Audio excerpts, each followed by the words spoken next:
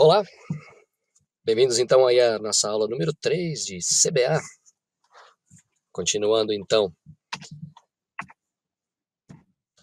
com este cronograma.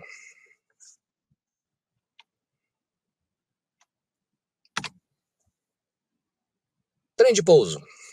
Bom, trem de pouso tem a finalidade de apoiar o avião no solo, amortecer os impactos do pouso e frear o avião. Temos também essa função de manobrar, ou daqui para frente a gente vai chamar de taxiar o avião no solo.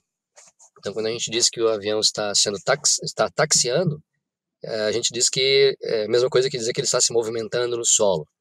Então, o trem de pouso é o responsável aí de ter o mecanismo necessário para direcionar o avião quando ele está se movimentando por meios próprios. Então, o trem de pouso, ele é classificado tem um tipo de classificação que é quanto à superfície de operação. Então, nós temos aqui os três tipos.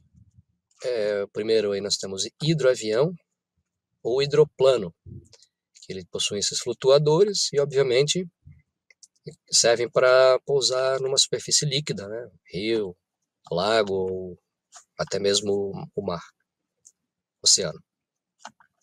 Outro tipo de avião, de trem de pouso que nós temos é o avião terrestre.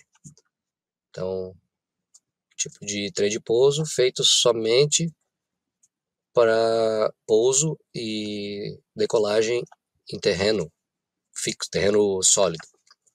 E temos o avião anfíbio, que ele é preparado tanto para pouso na água, com flutuadores, e ele possui também aqui o trem de pouso para operação terrestre. Então, algumas aeronaves elas têm essa característica, elas são anfíbias, elas operam tanto na terra, né, na superfície terrestre, quanto em superfície líquida. Cuidado então que o avião terrestre também é chamado de litoplano. Então, uma outra forma de chamar o avião terrestre é também chamá-lo de litoplano. Quanto à fixação, os trem de pouso, eles têm a classificação de fixo ou móveis. No caso de um trem de pouso fixo, obviamente que ele não se move, como é o caso desse Paulistinha aqui. O trem de pouso ele fica sempre estendido, gerando resistência ao avanço aí. Aqui um outro exemplo. Já podemos até dizer que essas carenagemzinhas aqui são colocadas para diminuir, né, a resistência ao avanço, são estruturas um pouquinho mais aerodinâmicas do que o próprio trem de pouso, mas são acessórios. Então, o trem de pouso fixo. Temos o trem de pouso retrátil ou semi-escamoteável. Escamotear é esconder, então uma coisa que é semi-escondida quer dizer que aparece, né? Mas também pode ser chamado de retrátil. Então aqui no caso, um exemplo, esse DC-3, aqui ele está recolhido, então mesmo recolhido, uma parte dele aparece, então por isso que ele é semi-escamoteável, semi-escondido, ou retrátil. Aqui nós temos o último tipo, que é o escamoteável. Então o escamoteável ele esconde completamente o trem de pouso. Então aqui a gente vê essa aeronave em voo, que a gente não consegue ver nenhum vestígio aqui do trem de pouso, porque ele vai entrar em compartimentos aí designados para essa aeronave, né, nesse projeto de aeronave. Trem de pouso sendo classificado quanto à posição da roda auxiliar. A roda auxiliar nas aeronaves vai ser aquela que vai se movimentar para dar a dirigibilidade das aeronaves no solo. Então, quando a aeronave está taxiando, é a roda auxiliar que vai se movimentar, mudar o ângulo para que ela ande em diferentes direções. Então, nós temos as convencionais e as aeronaves triciclo. As convencionais são essas em que a roda auxiliar fica na empenagem, fica aqui na parte traseira da aeronave. Então a gente tem como nome dessa rodinha aqui, desse trem que fica na empenagem, também chamado de bequilha. Então a bequilha, aeronaves que possuem bequilha são convencionais. Aeronaves que possuem o trem de pouso auxiliar na parte de trás dela, na parte da empenagem, são as convencionais. Mas nós temos também as aeronaves triciclo, em que a roda auxiliar fica no nariz da aeronave. Diferente aqui das convencionais, em que a roda auxiliar fica atrás. Então nós temos aqui a triciclo, que a gente tem o trem de pouso principal, e a roda auxiliar no nariz da aeronave. Então é o trem do nariz, essa roda que fica no nariz da aeronave, trem do nariz. Então aqui um exemplo de um Boeing 737, que é triciclo. A maioria das aeronaves de transporte de passageiro são triciclo hoje em dia. Lembrando que triciclo é a aeronave que possui uma roda localizada no nariz, ou seja, um trem de nariz. Aqui a gente tem o trem de pouso principal e aqui o trem de nariz. Vamos estudar então a nossa parte da aeronave que seria o componente mais importante para o voo, porque é ela que vai gerar aí a reação aerodinâmica para a aeronave ficar no ar. Então, para o voo, a asa com certeza é o componente mais importante de uma aeronave. É preciso que vocês saibam todos os componentes de uma asa. Começando então aí pela ponta da asa. Autoexplicativo, são as pontas da asa. Raiz da asa é onde essa asa é fixada na fuselagem. Então se chama raiz da asa. Extradorso, toda essa parte de cima aqui da asa é chamada de extradorso. E temos o intradorso, que é toda essa parte de baixo aqui da aeronave, né? Toda a superfície plana ali embaixo da asa. E o bordo de ataque, que é essa parte da frente da asa, em que o vento relativo vai primeiro incidir nessa asa. E por último, o bordo de fuga, que o vento relativo é a última parte da aeronave, da asa que esse vento relativo vai tocar. Por isso que é o de fuga ali. A asa ataca aqui e o vento foge por lá, o vento relativo foge por lá. É preciso que saibam todos esses componentes aqui, porque quando nós vamos falar de aerodinâmica, a gente vai falar de bordo de ataque, vai falar de bordo de fuga, ponta da asa, extradorso, intradorso, raiz da asa. E é requerido então que vocês já saibam esses termos. As componentes de uma asa, então. Vamos primeiro aí a nervura. Nervuras são essas aletas aqui, né, que definem o formato aerodinâmico da asa. Então, ela tem esse formato oval, assim, de uma gota, né, em que é mais reto embaixo, mais curvo em cima. O bordo de ataque aqui é arredondado, um pouco mais grosso do que o bordo de fuga, que termina aqui quase no zero, né. Esse é o formato aerodinâmico da asa. Esse formato ele é muito importante. A gente, quando estudar aerodinâmica, vai voltar a esse formato e perceber o quanto ele é importante. Por enquanto a gente está estudando somente a estrutura, então lembrar que são as nervuras que definem o formato aerodinâmico de uma asa. Longarinas são esses elementos reforçadores, não é? Que servem aí para reforçar essa asa e ela aguentar todos os esforços estruturais que elas precisam aguentar.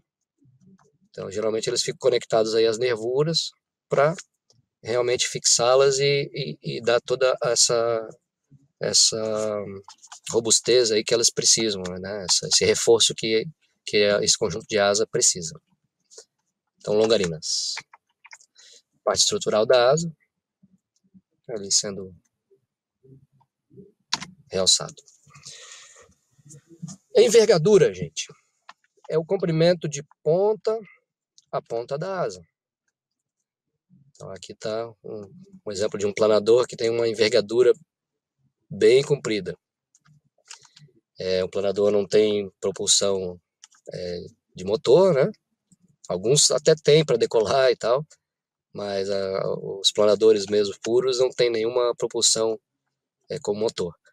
Então eles precisam ter uma asa, uma envergadura muito acentuada para poder gerar a sustentação ali que o voo planado exige. Então envergadura, comprimento de ponta a ponta da asa. Vamos classificar as asas então quanto ao número de planos. Então nós temos aí aeronaves monoplano, um plano de asa só, biplanos, 2 planos de asa, triplano, 3 planos de asa e assim por diante, quadriplano, pentaplano.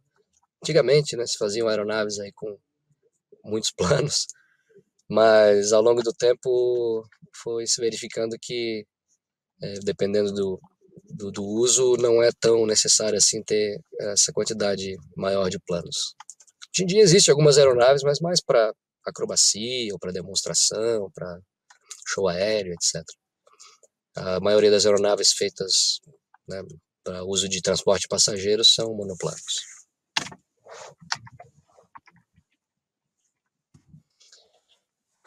Também as asas são classificadas quanto à posição em que elas são fixadas na fuselagem.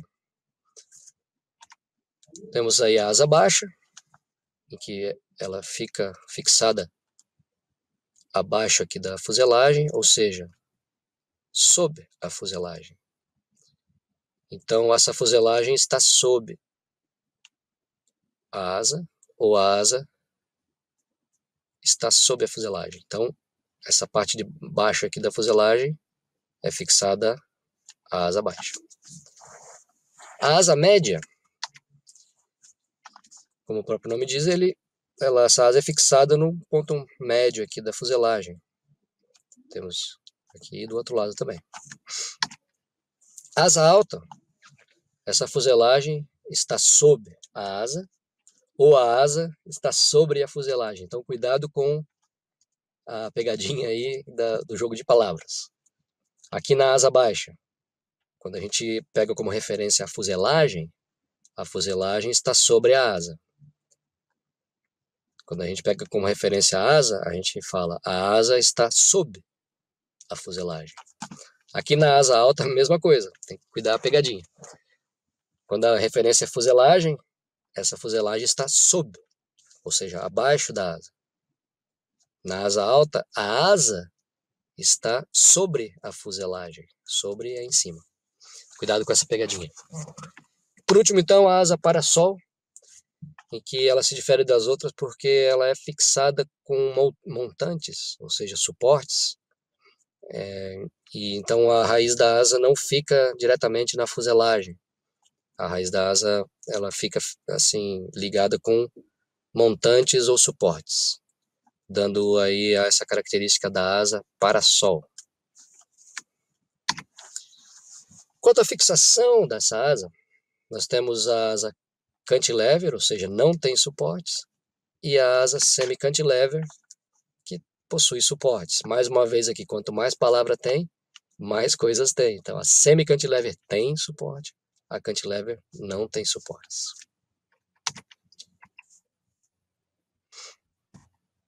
Tem um exemplo de uma aeronave cantilever, ou seja, sem suporte.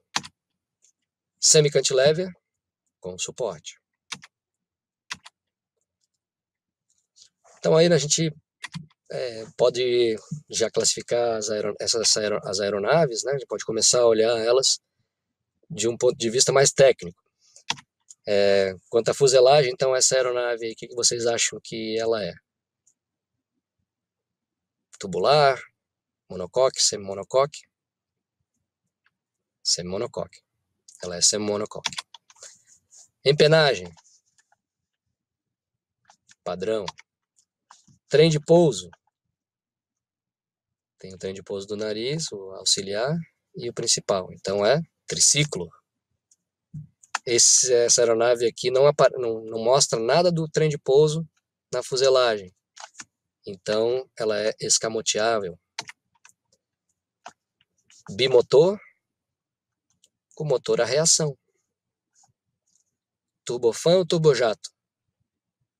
Turbofan. é um motor a reação, então o combustível utilizado é querosene.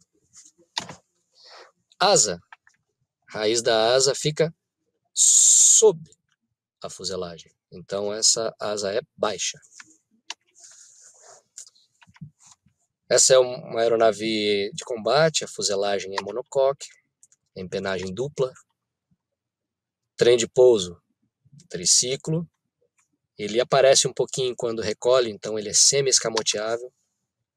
Motor a reação, de jato puro, barulhento, gastador. Combustível, motor a reação, querosene. Asa, média. Olha aí, quanto à fuselagem, semi-monocoque. Possui cavernas longarinas e revestimento. Empenagem, em T.